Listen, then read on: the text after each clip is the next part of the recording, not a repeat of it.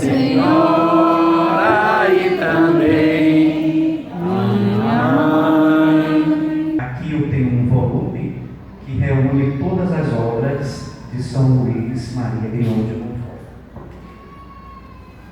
Uma das coisas que nós podemos dizer que acontece em Nossa Senhora é justamente porque ela alcançou a divina sabedoria. Por isso, compreende os momentos de Deus, aceita as condições, porque sabe que o Senhor está à frente e Ele, como o Senhor de todas as coisas, vai fazer então cumprir a sua vontade. E nós, o que nós precisamos fazer para adquirir essa sabedoria divina? E aí São Luís vai dizer que existem 4 meios.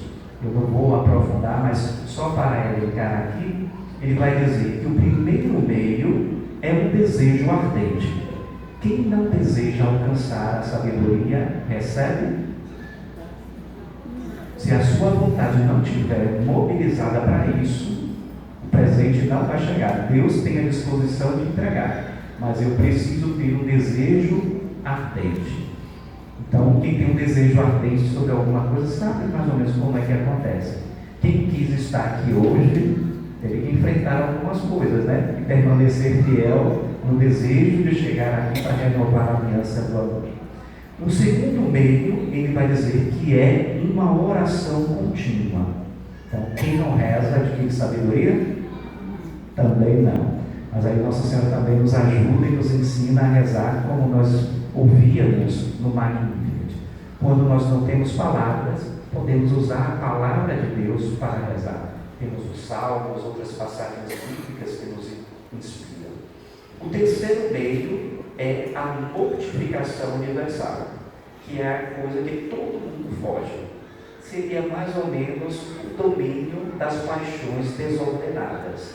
E para isso, ele vai lembrar que é um caminho de cruz. Então não tem como vencer as paixões se a gente não abraça renúncias, se a gente não abraça os desafios, as penitências, para poder adquirir o autodomínio.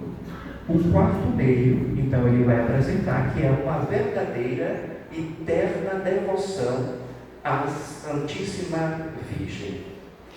E aqui, então, uma outra coisa que tem lá, justamente quando os escritos dele sobre a sabedoria, ele vai falar de como é que acontece uma verdadeira devoção à Nossa Senhora.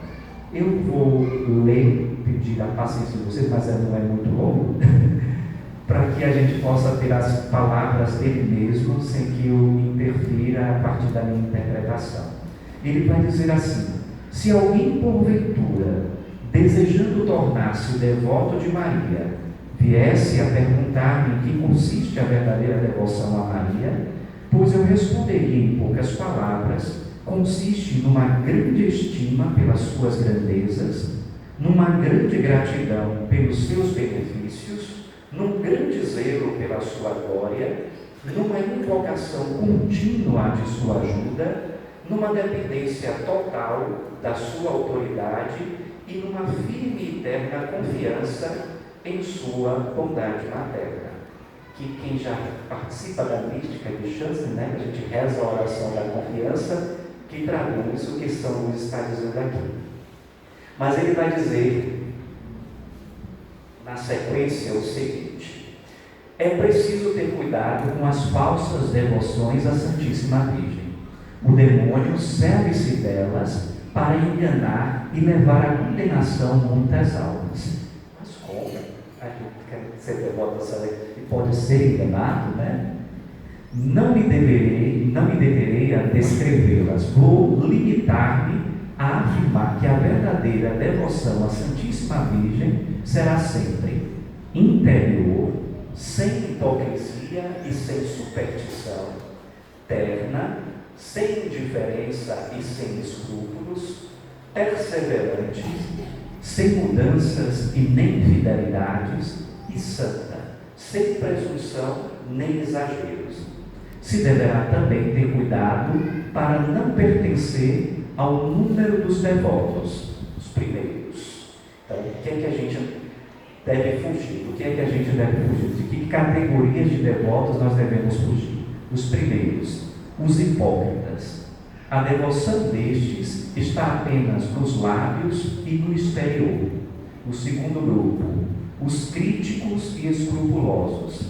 Estes têm medo de honrar Maria em demasia e de desonrar o filho só porque honram a mãe. O terceiro grupo, dos indiferentes e interesseiros. Estes não têm um amor terno ou uma confiança filial na Santíssima Virgem e só recorrem a ela para pedir e conservar os bens temporais. Não buscam os bens espirituais.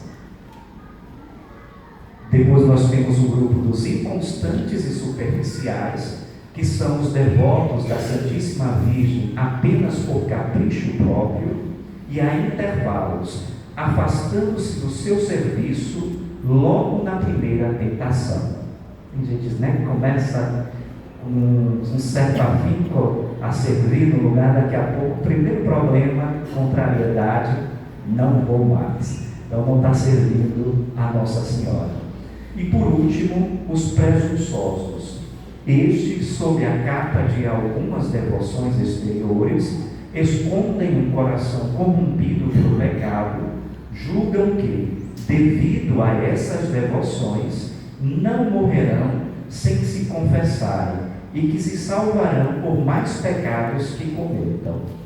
São aqueles que acham que só porque às vezes rezam uma Ave Maria, Nosso Senhor vai providenciar um padre antes de morrer para poder se confessar.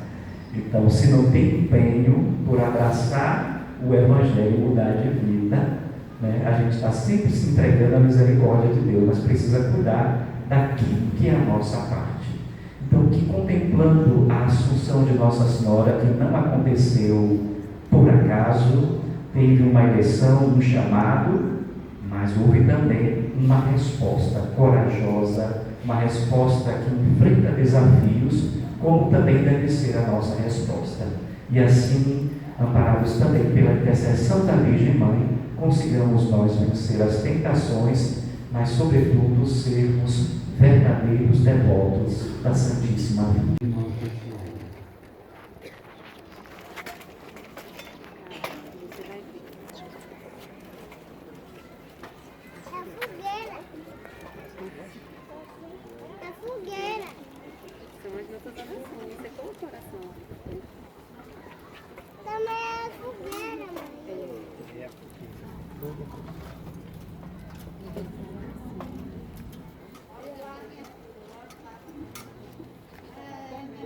Renovemos agora a nossa aliança de amor, empregando o nosso caminho de aliança, o nosso caminho jubilar, e todas as pessoas que trazemos no coração cantando.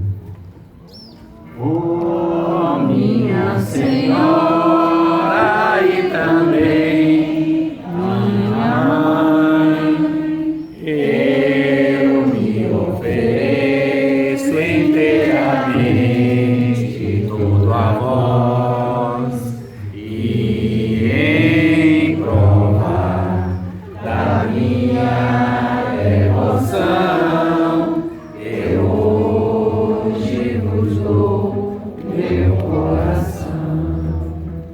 Consagro a vós meus olhos, meus ouvidos, minha boca, tudo que sou, desejo que a vós pertença, incomparável Mãe, guardai-me, defendei-me, como coisa e propriedade vossa.